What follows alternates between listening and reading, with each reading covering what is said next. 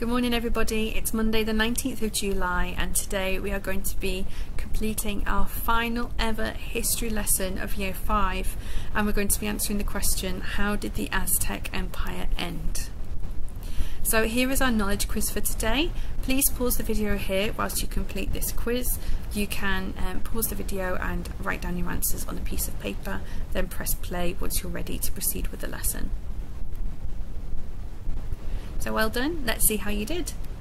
Question 1, who or what is encomienda? So that is a system in which it protected Aztecs and got free labour in return. Question 2, how did the city of Tenochtitlan change? Well, it changed in 3 ways that are listed here. Temples were torn down, the lakes were drained and churches were built. How were Aztecs converted to Christianity? 2 answers here. The first was that some believed their gods had been defeated, and we learn of a last lesson that they believed that the Christian gods were then victorious. So some people actually converted to Christianity by choice. Another way in which Aztecs were converted was that temples were destroyed, which meant that people had to then worship the gods in the privacy of their own homes. They couldn't practice human sacrifice anymore, so that really led to the decline in popularity of the Aztec religion. From our last unit, what were the Flower Wars? Well, of course, they were the religious battles to capture human sacrifices. And from last year, why was Alexander the Great named the Great? Well, he was a successful conqueror and built a huge empire.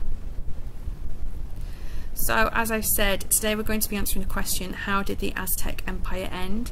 We're pulling together all of the knowledge we've acquired over the past unit, over the past several weeks, and bringing it together to provide a well-reasoned answer as to how it actually did end.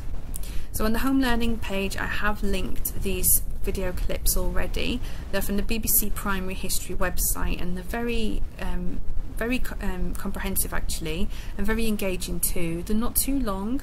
The first video that's linked documents how it ended with Cortes arriving. That's about 5 minutes, and the other one is about 2 minutes. I would recommend that you do watch them before proceeding with the lesson, just to recap the knowledge. And again, they are quite interesting to watch too. So you can pause the video here and go and watch them if you haven't already. You may have already watched them, in which case continue watching the lesson now, and then we can apply that knowledge to answering our question. So here, to answer the question, really there are 2 wider, bigger themes that need to be broken down to understand them. Now, I will go through these points here. These are also available in the home learning document too, so I'm not expected to remember everything, but this is all knowledge that we have covered over the past few weeks. So the first theme is that the Spanish had strengths and advantages that meant that they were more powerful, and meant that conquering the Aztecs was made more likely.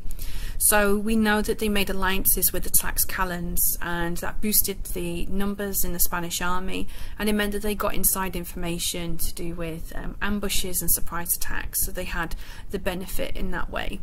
The Spanish also had superior weapons, horses and armour, which meant that they had greater defences, which meant fewer of them were actually killed, but also that they were more likely to be able to defeat the Aztecs in the different battles. Lammy Lynch was a translator.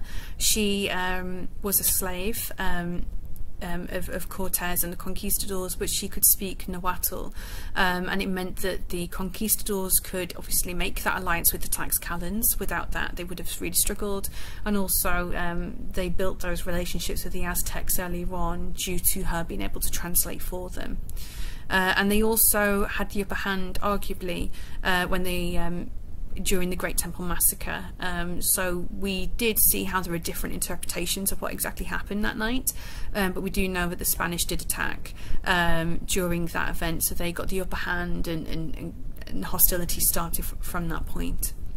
Now equally, as the Spanish conquistadors had their strengths, the Aztecs also had their weaknesses and their disadvantages, which meant they were more likely to be conquered by the Spanish. So first of all, these first 2 points are quite similar, but the Aztecs greeted the Spanish peacefully to begin with. They gave them gold and treasure. Historians feel that Moctezuma was trying to appease the Spanish conquistadors, and by giving them treasure he would get them to leave. However, as we know, it actually encouraged them to stay, and it meant that they were more likely to remain in Tenochtitlan and then eventually have that and to launch the attack against the Aztecs. With that as well, with giving the gold, it meant that they didn't actually attack the Spanish first. Arguably, perhaps if they had attacked much earlier on, maybe when the Spanish had first arrived, the attack from the Spanish could have been delayed or maybe even put off for a longer period of time, and maybe the empire wouldn't have ended when it did or how it did, or even it might not have ended. We don't know that, but perhaps by not attacking it meant that the end was hastened. We also heard about the Quetzalcoatl myth. Now this has been disputed by historians as to how reliable it was, but it was alleged in the years following the conquering of the Aztec Empire that the Aztecs believed that Cortez was a god, was the god Quetzalcoatl returning, and therefore Moctezuma gave over power and was acting more subservient, and that's why they gave them treasure. Again, how reliable that is has been questioned, but it is certainly a theme that you may wish to discuss today. We know after a short period of time after Moctezuma was taken hostage, he was also killed. We don't know whether the Spanish conquistadors killed him or whether he was killed by his people, but we do know that he was killed, and that meant that the Aztecs then had a lack of leadership. They had lost their leader, their emperor, which would have weakened them too. We know that in the aftermath as well, many Aztecs were killed by European diseases. We talked about smallpox, malaria and so on, were spread throughout the Americas, and not only did it have a huge impact on the Aztecs but also on other indigenous people such as the Inca too, and again that would have weakened the army, would have weakened the population, and meant that the empire, again, its end was quickened. We also know from our question in the quiz about the Flower Wars that the Aztecs were not really used or trained to kill.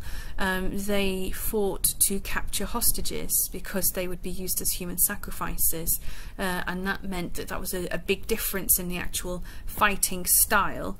So the Spanish not only had their superior weapons, the horses and their armour, but also they were fighting against people who were not used to killing in a fight. So really, again, that was a big factor in ending the empire and the Aztecs losing that battle. The Aztecs, arguably, we did discuss this in my class actually. We talked about how, I think it was in 1515, that the Aztecs had started to lose battles that were closer to them, and whether that actually showed that their army was becoming weaker. Some children in my class felt that it was too long before the Spanish arrived to say that their army was getting weaker. Others thought that it was a symbol of that. Again, that is your job as a historian today to decide if that was evidence of their army having less success. That is entirely up to you. And finally, we also talked about how with every empire it starts to get too big to sustain itself and then starts to crumble. So perhaps inevitably the empire was starting to decline, and it was the arrival of the Spanish conquistadors that made it happen a little bit faster. We know that there were rebellions in the years before the Spanish arrived. Tribes were getting tired of providing sacrifices and tribute to the capital city Tenochtitlan, such as the Tlaxcalans, who were more than happy to ally with the Spanish in order to overthrow the Aztec Empire. So lots of content we've covered this half term. Again, we have covered this already, so this should not be new information, but again, it's just worth having a bit of a refresher there as well.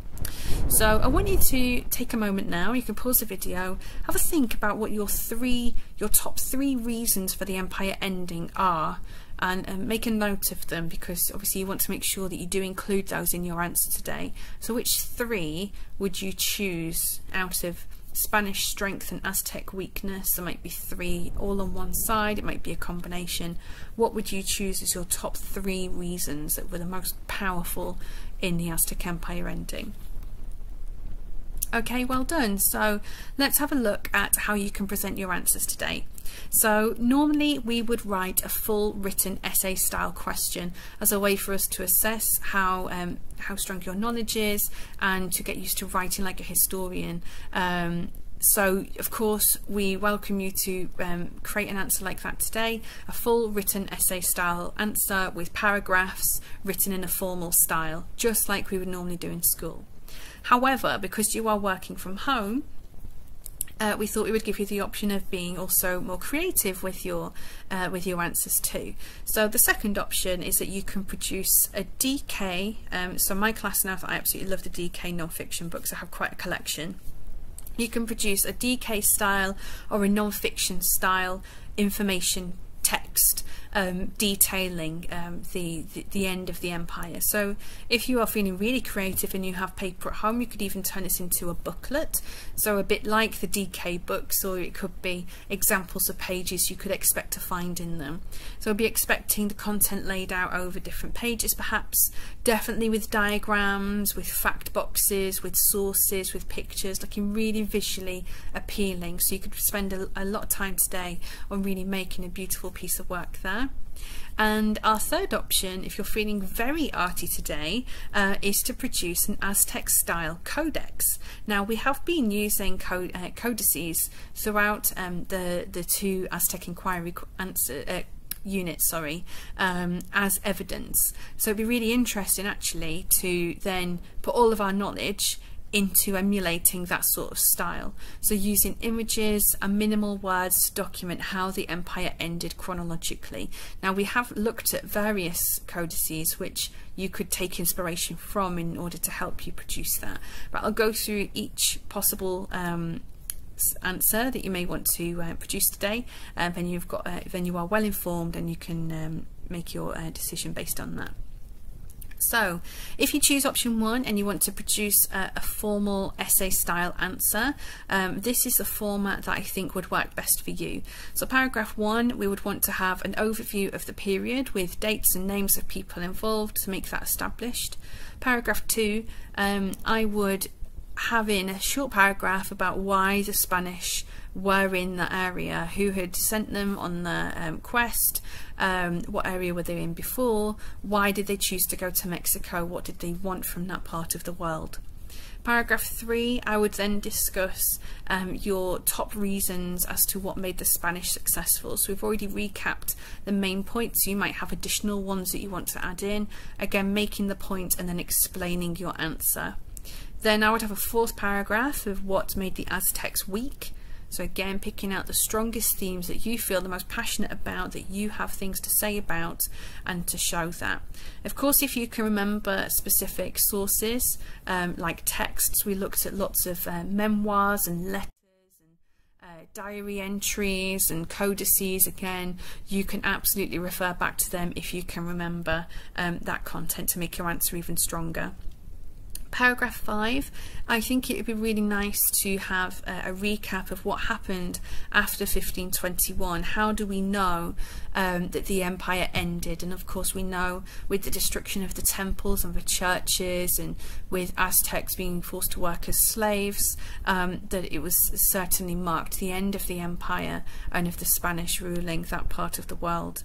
And then the conclusion is basically you pulling together the information that you have shared in your answer with your opinion, what is the main reason or a couple of the main reasons. Remember that a conclusion does not introduce any new content. You should only conclude what you've actually discussed in your answer. Of course you know that because we are well practiced with writing these answers. So this page has been linked on your home learning file, so it has all of the points you may wish to include. Try not to stick to it too closely, as you do want to show off what you do remember and what you do understand, but this is all here for you on this side. Now on the second page of the document is an example with some modelling included of how the essay answer could look. So you can see I've got the full paragraph example for paragraph 1, the same with paragraph 2, paragraphs 3, 4, 5 are just partial, because obviously they will be much longer than what is typed here, because we'll be looking for a few points for each section there. So paragraph 1, thinking about how big was the empire, who ruled it, what was the capital like, and when did it start to change. It's important to establish that so the reader understands the significance of the empire ending and understands what the empire was like, because they may not have that much background knowledge to it, so that context is really valuable. So in my introduction I've explained the Aztec Empire was a huge empire. In 1512 it was ruled by Moctezuma II and it's very technologically advanced. However, with the arrival of the conquistadors, it marked the beginning of the end. Paragraph 2, I've got the steps of why did they arrive in Mexico, why did the conquistadors arrive in Mexico, why did they stay or attack, and the impact on the Aztecs. So I've said they were sent there on an expedition by the King and Queen of Spain. They wanted to Christianize Aztecs they encountered because they were horrified by the religious sacrifices, but also they wanted to bring gold and glory and land for the King and Queen of Spain. Paragraph 3, I want you to follow the structure of making a point and then explaining what you mean. So this example here is, I mentioned the alliances with the Tlaxcalans. It's not enough to just say why that gave them an advantage. As a historian, your job then is to apply the analysis and to say why that gave them the advantage. So of course, by working with the Tlaxcalans, the Spanish made their armies bigger. They also managed to get information from them that meant that they had the upper hand in any battles. So it's that analysis that is really important in these sorts of answers. Then you can see how I was going to make another point saying secondly they, because again that one point isn't enough, I would need to use a few. Then paragraph 4, same layout here, point and then evidence and explain. So my point was that the Aztec envoys greeted the Spanish conquistadors peacefully and gave them lavish gifts.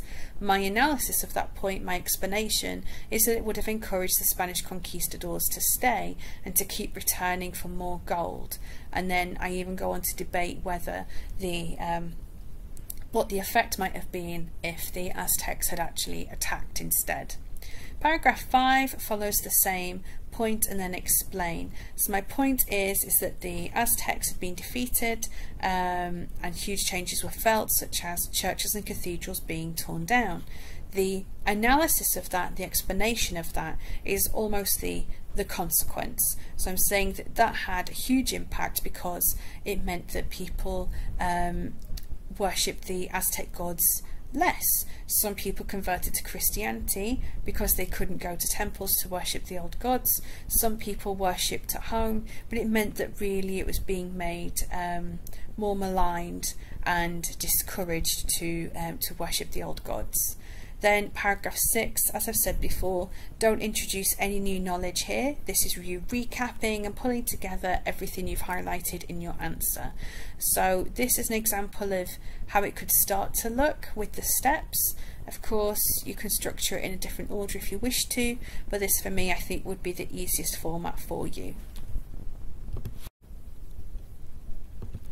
If you do wish to produce the written answer today, you might find this is also helpful, this scaffold here. So this is also attached to your home learning page today. You don't need to print this off unless you want to, but you can use the sentence starters and its structure to help you structure your own answers as well. So the second option for you to produce your inquiry answer is through a non-fiction information text. Now I've got some examples here. So the one on the left is an example of a DK book. Now I apologise that these examples don't relate directly to the Aztecs, or in some cases even history, but I'm quite limited with the resources I've got at home. So these I found online, but you can see again how lots of images have been used, information boxes, diagrams, captions and so on. So using those skills that you recognise information texts for having to present the information for the inquiry answer. I've included this example of a child's piece of work, and you can see there's interactive like flaps and things to reveal the information, so you can really have a lot of fun with it too, and add those elements to your design as well if you wanted to. And you can see how they've used different sections for different parts of the information text as well, and like fun fact boxes. Here again, the one on the right has come out slightly blurry, so I do apologise, but you can see how brightly coloured and engaging that one looks. The one on the left is about nuclear fuels, and again there's different sections, very colourful, lots of diagrams, really engaging looking as well. This one is the one copy of the DK book that I do have at home.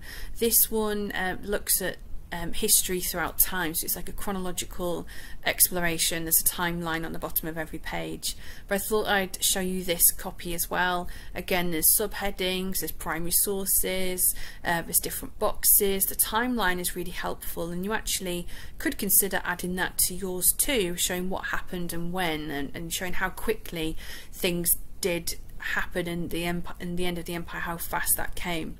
There's also an interesting quote here by Cortez in 1519, and you can see it there. "I and my companions suffer from a disease of the heart which can be cured only by gold." So even if you end up writing your written essay question, or even if you reproduce something like this, that would be quite a useful quote there to use as well. And then this one here, so again it is related to science and not to history, but you get an idea of how the information could be laid out. So the features of this sort of text, we'd be expecting headings, subheadings, pictures, diagrams, maps, sources, depending on the information you're discussing on that particular section, captions to go with the images to explain what they are, text boxes in different places so the reader can choose which section to read and when, and to make it eye-catching. So if you use a word processor, or if you use a technological resource to create your booklet, then of course you can take real images and insert them in. If you choose to make it on paper, a paper copy, then you can draw your own versions of the sources and have it look a bit more like the Horrible History style. You can have interactive 3D parts and flaps to reveal information, or print off primary sources to include in the text too. You could more easily, I think, make it a booklet as well, and actually turn it into your own special like pamphlet about the end of the Aztec Empire. So you can have lots of fun with that and really unleash your creativity. And the third option is to make your own codex. Now we hope that you do enjoy drawing if you choose this one, because this is about using pictorial representations to represent how the Aztec Empire ended. So you can see here, this is an example of a codex. They tend to follow a very 2D flat style. If you wanted to keep that same style of drawing in your own codices too, then make sure to refer to these images. There's this source as well, which shows Cortez receiving treasure from the Aztecs, which again is quite an important scene to communicate, so you may wish to take inspiration from this drawing as well. And this one, which again tells us quite a lot, and it shows how powerful these are as sources. It shows you how the Spanish armour and weapons were superior, they had horses. It also shows the alliance with the Tlaxcalans as well. If you were to use this as inspiration for your source, you may even have Aztecs taking hostages to show that they didn't kill when they were battling, but you can show the contrast maybe with that as well, with how the Spanish fought against the Aztecs too. So it's over to you now. We're really excited to see what you produce, and it'd be really interesting for us as well, because you've got 3 options. We're hoping to see a real diversity in what you choose to upload today. But again, hope you've enjoyed learning about the Aztecs. We've been really impressed with the discussions we've had in class, and it'd be really nice to see you celebrating all of your knowledge and understanding with one of these activities today. So have an amazing day everybody, and we'll catch up with you tomorrow. Bye bye.